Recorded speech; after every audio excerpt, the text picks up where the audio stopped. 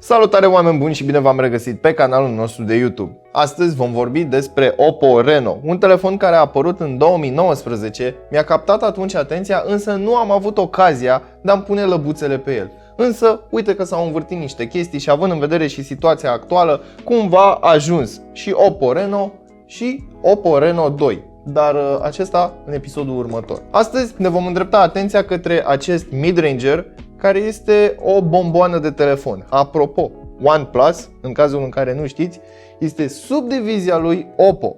Așadar, experiența de pe un Oppo, în teorie, ar trebui să fie peste OnePlus.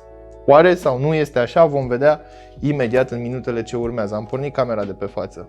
Spoiler alert! Dar înainte de toate, nu uita să te abonezi și să activezi notificările, iar mai apoi intră pe cel.ro/giveaway pentru a te înscrie în concurs. Înainte de a trece la treburile noastre, colegii noștri de la programare au nevoie de ajutor. Așa că dacă tu te pricepi la programare sau ai un prieten care se pricepe la programare, dă și tu click și sau share la linkul din descriere și poate cine știe, o să fim colegi, mă rog, cu ei o să fii colegi și cu mine o să fii colegi. În zona aia, cutia lui Oppo se aseamănă foarte mult cu cutia lui OnePlus. Este la fel de lungă, doar că aceasta este albă, spre deosebire de OnePlus, a cărui cutie era roșie. Avem așa, 6 GB RAM, 256 de GB spațiu de stocare intern, este dual SIM, culoarea este Jet Black. Unde am mai auzit eu oare acest Jet Black? Hai să-i dăm capacul deoparte. Suntem întâmpinați de un plic, iar în acest plic vom găsi aceste hârtiuțe. Telefonul venea în această folie, însă am fost foarte grijuliu când am dat-o jos. Aici, în cutie, mai găsim așa, un cablu de alimentare USB tip C la USB tip A. Îmi place foarte mult această husă. Mai departe mergem către acest încărcător, care este foarte puternic, de ce să vă mint. 5V 4A. Da, 5V 4A. În schimb este tehnologia celor de la Oppo. Mai departe, căști. Ia uite mă, avem și căști. Sunt niște căști simple. Băi, până și textura cablului seamănă cu alea de la Apple. Băi, sincer, mie îmi plac. Dacă se aud bine, o bilă albă pentru Oppo. Și în final avem și cheița pentru sertar cu sigla de la Oppo. Mă rog, nu e chiar sigla de la Oppo, dar e un O așa, care seamănă foarte mult cu oul de la Oppo. Uite, vezi?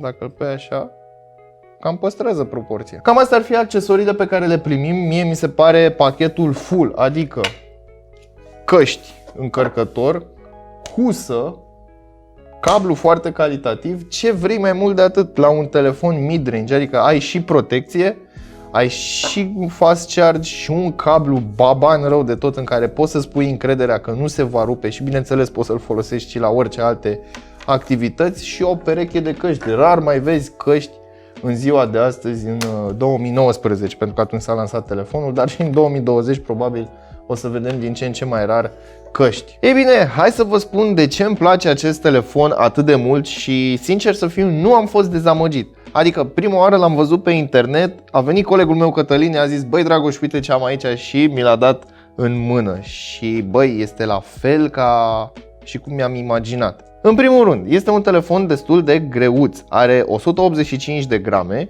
și 9 mm în grosime. În schimb, băi, nu știu cum au făcut ei curbura asta, pentru că dacă te uiți atent, nu vine chiar din margine, se extinde cumva puțin spre spatele telefonului.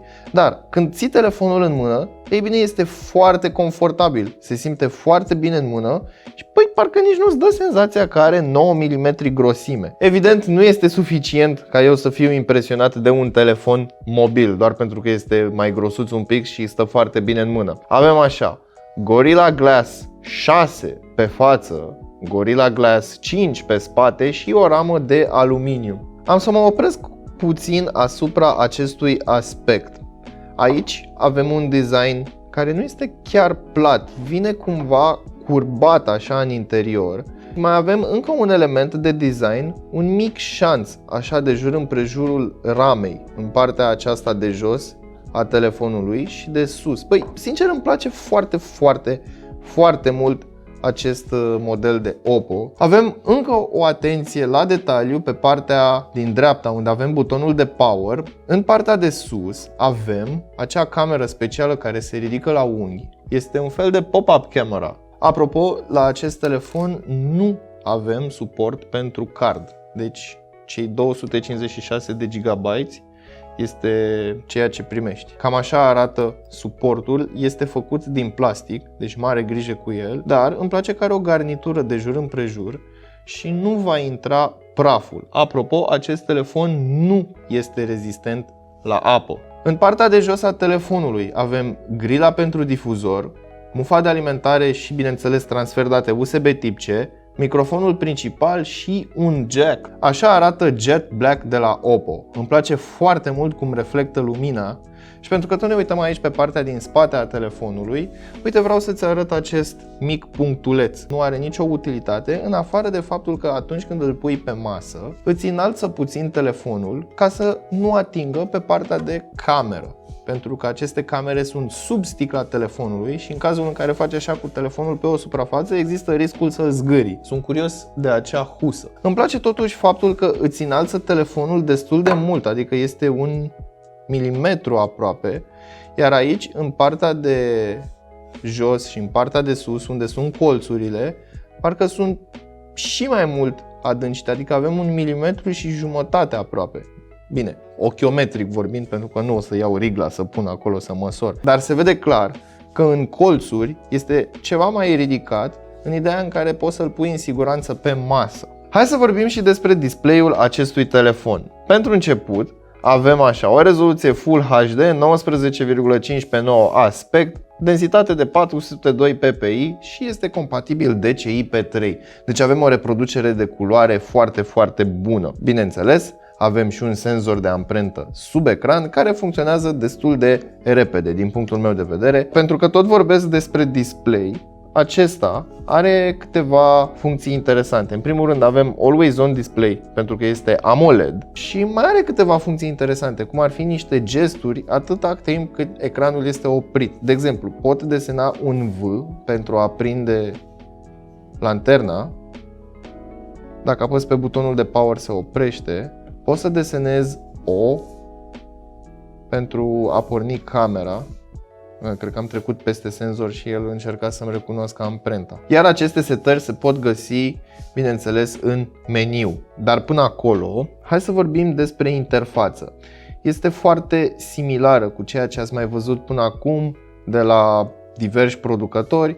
Adică avem așa un ecran principal unde am widgeturi și aplicații. În partea din stânga avem un asistent smart care nu face foarte multe lucruri interesante din punctul meu de vedere.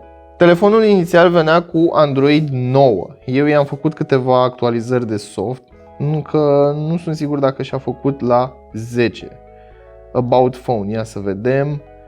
Versiune de Android 9, ColorOS v6.0. În ceea ce privesc aplicațiile preinstalate, acesta vine cu Booking, ceva Movistar, care este un operator de telefonie din Spania, Le Gratis, Mi Movistar și alte porcării de genul acesta, adică bloatware, așa îl numesc, bloatware. Avem și câteva jocuri, Asphalt Nitro, Kingdoms și Little Big City 2, pe care, din fericire, putem să le ștergem. O mică diferență majoră între acest sistem de operare și ceea ce mai are Xiaomi și Huawei ar fi aici în notificări. Avem un design diferit.